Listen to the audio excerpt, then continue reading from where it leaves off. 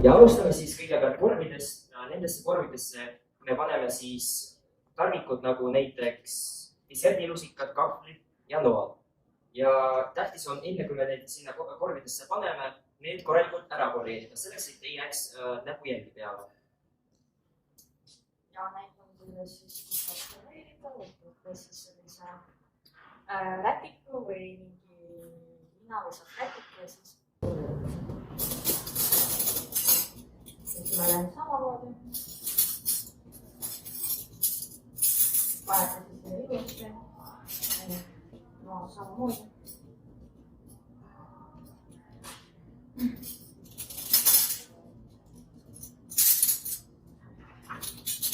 Ja lusikad ka.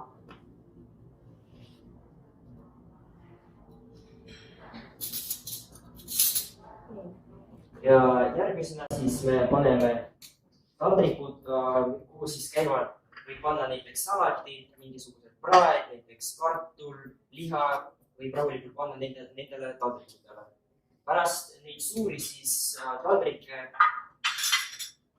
me paneme siis nõud, kus siis on pearoad, nagu näiteks võib olla ahjukartul või liha näiteks jällegi.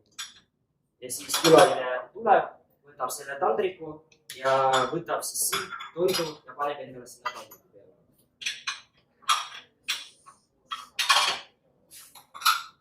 Siis järgmisena me võtame väiksemad taldrikud, mis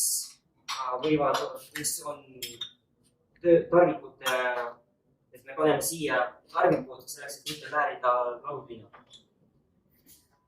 Ja siia siis võib panna suupisted, näiteks tikuvõileivad.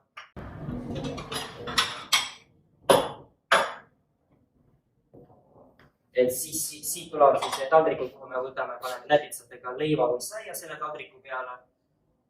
Ja kannud on meil loomulikult ka taldrikute peal, selleks, et mitte väärida laudlina. Serveerida toitu saab näiteks salatid võivad sobitada siia. Peale näiteks kartut võib sobida siia ja sobida. Ja reeglina siis serveeritakse pearoa taldriku, ehk siis ta on õigemini 25 cm. On olemas kõrvataldrik, ta on 15 cm. Kohvialustaldrik, reeglina ka 15 cm, ta on suhteliselt väiksem. Ja eeltaldrik, ta on 20 cm. Ja siis suure toitu serveeritakse siia. Et kui see läheb pikemaks, siis tavaliselt siis ehitaksegi bufeetlaua ja kohaseks soojendab ongi selline nagu keel. Pannakse põlema, pannakse siia alla ja alumisse osasse pannakse vett ja niimoodi soojendabki toitu.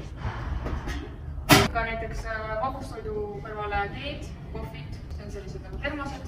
Siin on olemas suhkru vajadusel ja piimakand. Ja kuna hügieen on tänapäeval väga oluline, siis kätepesu. Siis selleks me võime laua peale oletame panna antiseptik, kus siis iga külaline võib tulla ja desinfitseerida endale käed selleks, et tal oleks käed puhtad ja ta ei saaks endale näiteks COVID-19 viirust.